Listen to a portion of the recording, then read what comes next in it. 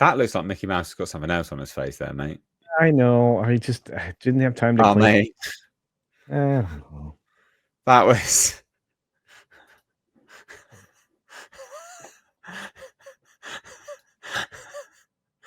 that was pretty bad. That is a bad AI pitch. I thought I'd like erase that off of there. It's supposed to be tears. I don't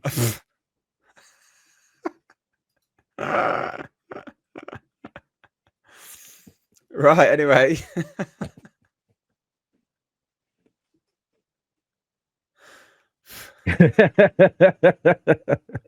Sorry. Sometimes it just, sometimes I'll sneak something in there. I don't know. Anyway. First part of this segment's just us. Anyway, look, Disney Plus advertisers have apparently abandoned ship as Star Wars and Marvel shows underperform. So I've not fully checked this out yet, so we're going to be going over this together live. But yeah, pretty crazy. This dropped on, what was it, Tuesday? So Disney Plus is facing significant challenges as advertisers reportedly pull their campaigns from the platform. The streaming service's original content has failed to meet the impression thresholds outlined in ad contracts, creating dissatisfaction among advertisers, which is obviously bad if that's the case. The ad-supported tier of Disney Plus was intended to solve the company's streaming challenges. However, low audience engagement with major Star Wars and Marvel shows has led to below-average impressions. In response, Disney's reportedly trying to shift advertisers to broadcast television in an effort to retain their business and avoid costly refunds. So when companies come to me and ask me to advertise for them, right? And so when they say, what's your rate? You have to give them a rate, and the rate is obviously in dollars, and it's calculated on impressions. So the amount of views you can get. Now, I rarely take adverts. I don't really want to. I try not to take adverts, to be honest. Sometimes you have to, just because, it pays the bills. It is what it is.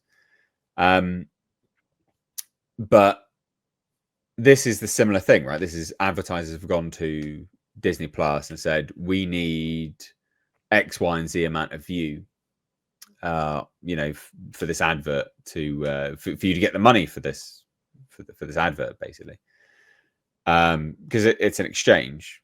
The advertiser's not going to be happy with 1 million views, for their money when they were promised 5 million views. They're not going to be happy with that at all. And so this is basically what this is a simplistic way of explaining what's going on in this article. And because it's a contract, it's a view-based contract, it's like a CPM-based contract, right? The advertisers have a legal right to get their money back. Basically, that's what happens. But anyway, whatever. So the issue came to light in a recent video by Valiant Renegade, friend of the channel.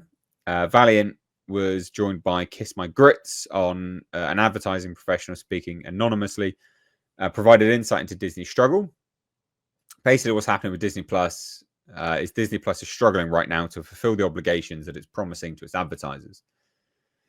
And what I mean by that is whenever you agree to advertise on a platform like Disney Plus, you always agree a certain amount of impressions, views. Well, Disney Plus is struggling to fulfill the obligations that they have been promising, so they're under-delivering by vast amounts on several of the campaigns that they're running on the platform. And as a result of what is happening, the advertisers are obviously not very happy, and so they're pulling money from those campaigns. They're saying, all right, if you're not meeting the delivery that you promised me, I'm placing the money elsewhere, which makes perfect sense from a business perspective. So Kiss My Grits further explained that advertisers have lost faith in Disney Plus as a platform and are redirecting their ad dollars to cable and broadcast networks. The ad tier subscription numbers are nowhere near what they assumed they were going to get. Valiant highlighted Disney's immense streaming costs, emphasizing 4 shows: The Acolyte, Loki Season 2, Secret Invasion, and Andor. They collectively cost the company $1 billion to produce. Despite this investment, none of these shows topped streaming charts and received an average audience score of just 57.8% on Rotten Tomatoes, which is, it's bad as an average for that money. It's bad. So there you go. I mean, that's basically it, really. I mean, it's not good. Valiant suggested that Disney Plus's most significant advertising opportunity might come from Bluey, a children's show the company doesn't even own, which is hilarious. Thoughts? What do you reckon? Well, first and foremost, there's a part missing there. Well, Bluey, they can't run advertising on. Oh yeah, they do allude to that. They said that they don't really know what the legalities of that would be. Yeah, they keep their kids program has been hands off of ads since they started. I don't know if they've changed it or if they intend to change, but starting out, there were no ads on those children oriented shows because of COPA. Yeah. So they've got to keep their mitts off. Well, that's the only thing that they have that has the significant viewership that's consistently on the top 10 charts week after week. Which again, as you pointed out, they don't even own. Actually, that thing's funneled or trafficked through the BBC via its originating location in Australia.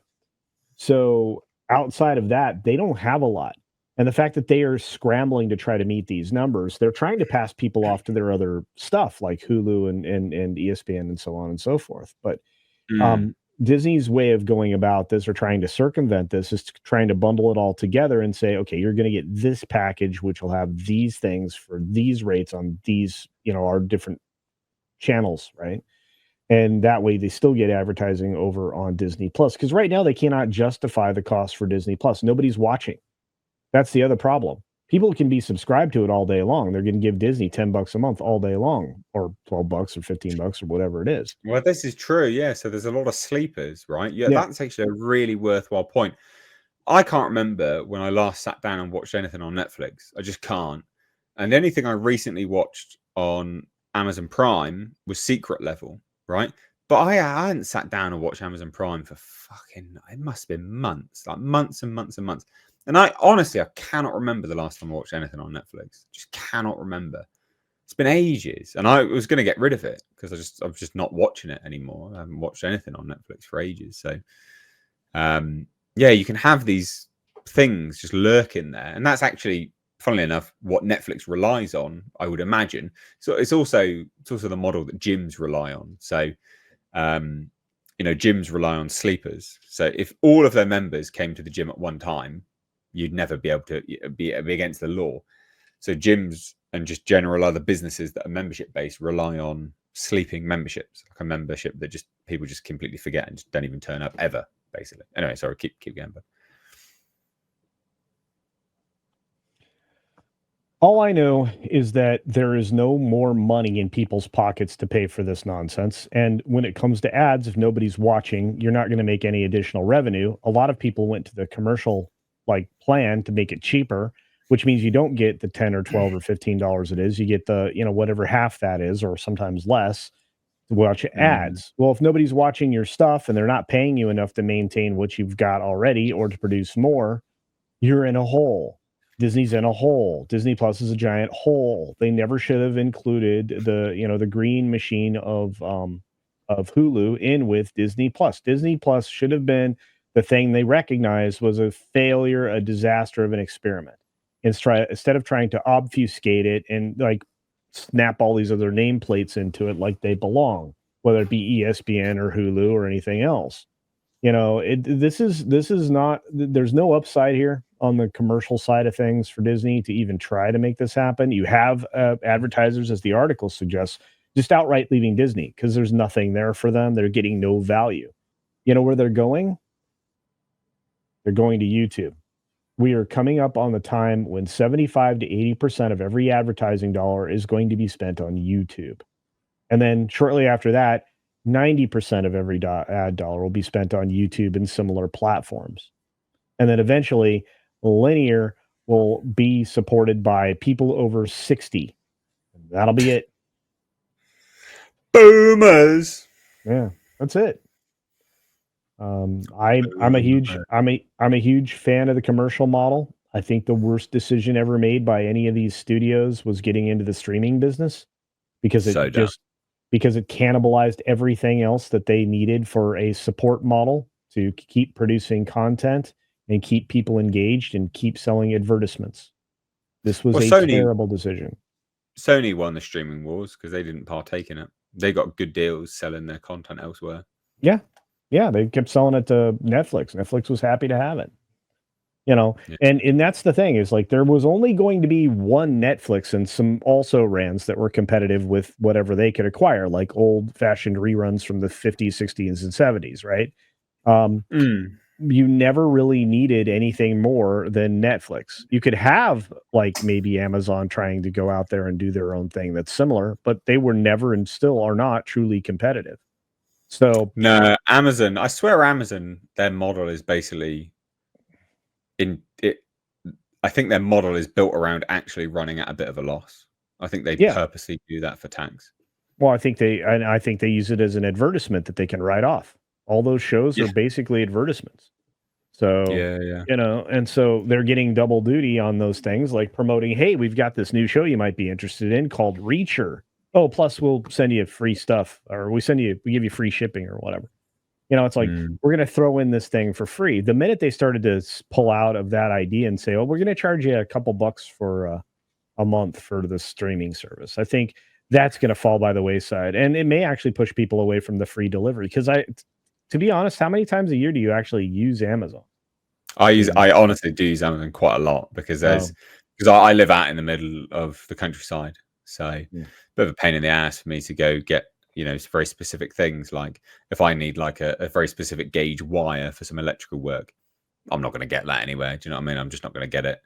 So and I get my dog food on Amazon, so fair enough. that's pretty regular. Yeah.